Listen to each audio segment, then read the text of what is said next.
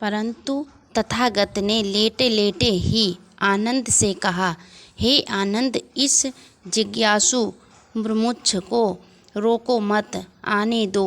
यह सुनकर सुभद्र सविनय सुगत के पास गया और प्रणाम करके बोला, हे भगवान, मैंने सुना है कि आपने मोक्ष के जिस मार्ग का प्रतिपादन किया है वह अन्य सभी मार्गों से भिन्न है। कृपापुंज वह मार्ग कैसा है, मुझे बताने की कृपा करें। मैं जिज्ञासावश आपके पास आया हूँ, विवाद के लिए नहीं। सुभद्र की प्रार्थना सुनकर तथागत ने उसे अष्टांग मार्ग का उपदेश दिया।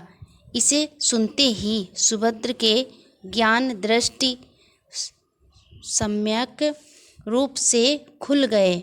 वह उसी तरह प्रसन्नता का अनुभव करने लगा जैसे भटका हुआ राही अपने गांव पहुंच जाने पर करता है।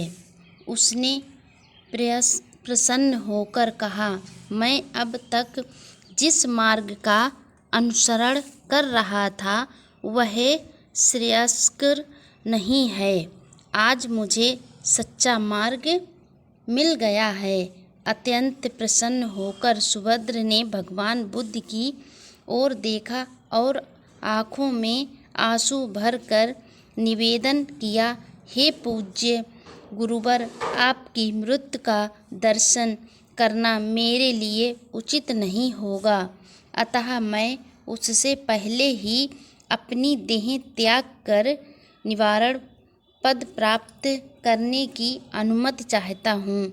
ऐसा कहकर त्रिदंडी सुभद्र ने भगवान बुद्ध को प्रणाम किया, शैल की तरह स्थित होकर बैठ गया और एक ही क्षण में वायु से बुझे दीपक की भांति निवारण को प्राप्त कर गया। संस्कार से ज्ञाता तथागत ने तब सुभद्र का अंतिम संस्कार करने का आदेश दिया और कहा, सुभद्र मेरा उत्तम और अंतिम शिष्य था। आधी रात बीतने पर जब चांदनी के प्रकाश का विस्तार हुआ, सारा वन प्रदेश पूरी तरह शांत हो गया। तब भगवान बुद्ध ने कहा, उपस्थित सभी शिष्यों को बुलाया और अंतिम उपदेश दिया। उन्होंने कहा, मेरे निवारण के बाद आप सबको इस प्रतिमोक्ष को ही अपना आचार्य, प्रदीप तथा उपदेष्टा मानना चाहिए। आपको उसी का स्वाध्याय करना चाहिए, उसी के अनुसार आचरण करना चाहिए।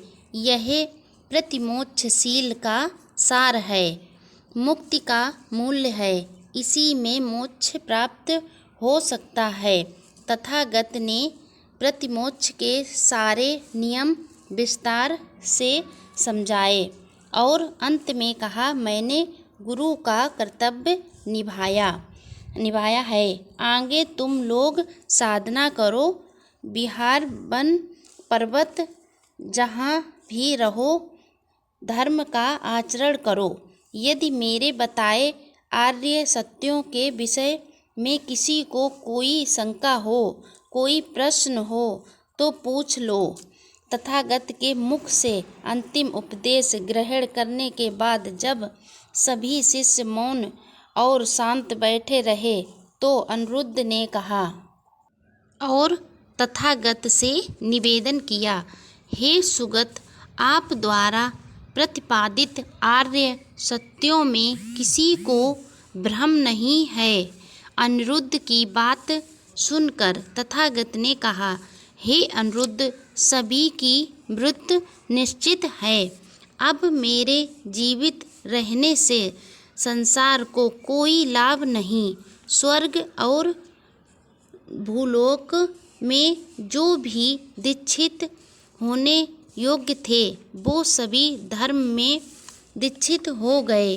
अब इन्हीं के द्वारा मेरा धर्म जनता में प्रचलित होगा और उससे संसार में स्थायी शांति स्थापित होगी। तुम सब लोग त्याग कर जागरूक रहो, मेरा यही अंतिम वचन है।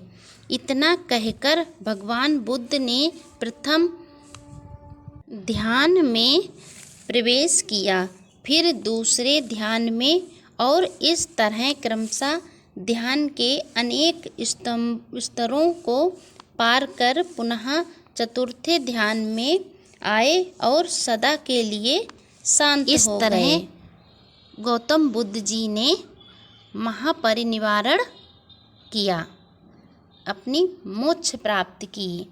इसके आगे का भाग यानी महापरिनिर्वाण के बाद की कहानी आपको अगले वीडियो में मिलेगी।